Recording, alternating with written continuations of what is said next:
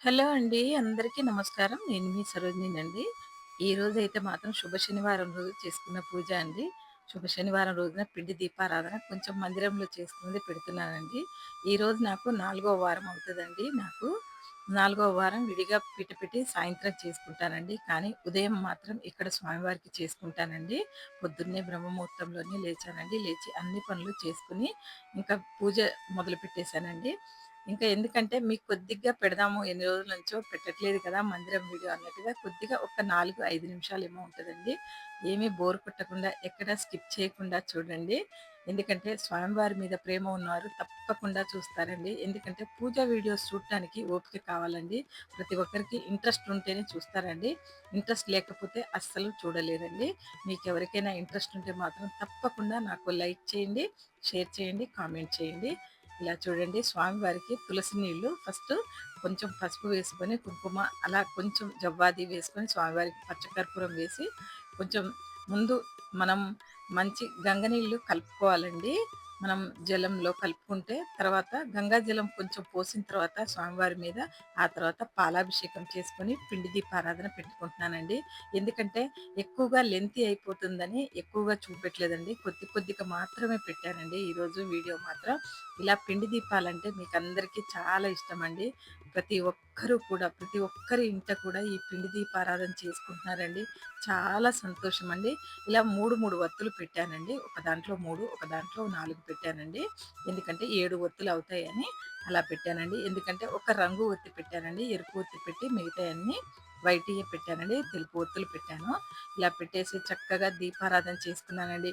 ఈ పిండి దీపారాధనకుండే విలువ చూడండి. అంతసేపు పూజ చేశానా అండి. పూజ గదిలో ఎలా కళొచ్చిందో చూసారా? ఇదేనండి స్వామివారికి ఉండే భక్తి. మనకు ఉండే భక్తిని చాటుకుంటాం స్వామివారి మీద. మనకి ఈ దీపం పెట్టుకున్నప్పుడు మందిరంలో వచ్చే కళ మాత్రం మామూలుగా ఉండదండి. స్వామివారండి ఫస్టు రెడీ అయిన వెంటనే స్వామివారికి మంచి కళొచ్చేస్తదండి. అభిషేకం చేసిన తర్వాత మల్లెపూలు పెట్టగానే స్వామివారికి మంచి కళొస్తదండి.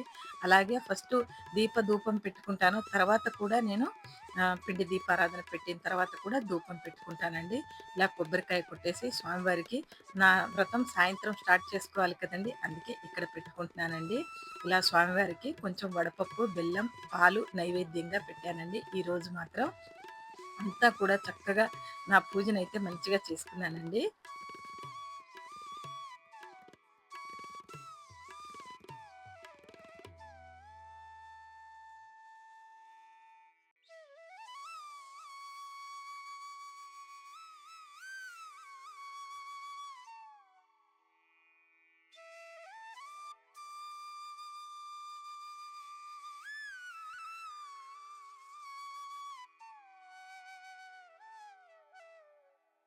హారతి అంతా అయిపోయిన తర్వాత స్వామివారికి నైవేద్యం చూపించాలండి.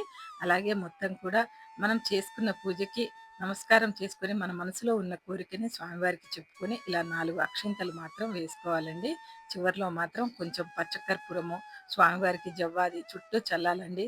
స్వామివారి చుట్టూ పరిమళంగా ఉండాలండి. ఎప్పుడూ కూడా ఎల్లప్పుడూ స్వామివారికి పూజ చేసేవాళ్ళు ఎవరైనా ఇంట్లో విగ్రహం ఉంటే తప్ప అందరూ చేసుకుంటున్నారండి. విగ్రహం ఉండేవాళ్ళు, ఉండపోయిన వాళ్ళు కాదండి.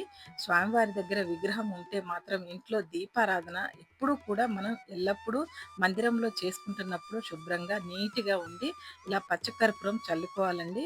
సువాసన భరితమైన ఏదైనా వాడాలండి. మనం ఏది వాడినా కూడా మనం మంచిదండి. ఎందుకంటే ఆ సువాసనలతోటే స్వామివారు రావటానికి వీలుంటుందండి.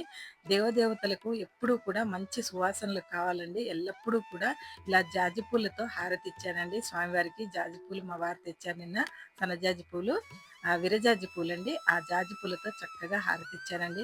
ఇలా అయితే నా పూజనైతే మంచిగా చేసుకున్నానండి. చూడండి అమ్మవారి దీపం కూడా పెట్టుకున్నాను. ఇక్కడ చేసుకోవాలి. మళ్ళీ సాయంత్రం పీట పెట్టుకొని కూడా 4వ వారం స్టార్ట్ చేసుకోవాలండి. ఆ వీడియో కూడా పెడతానండి. వీడియో నచ్చితే లైక్ చేయండి, షేర్ చేయండి, కామెంట్ చేయండి. Thank you.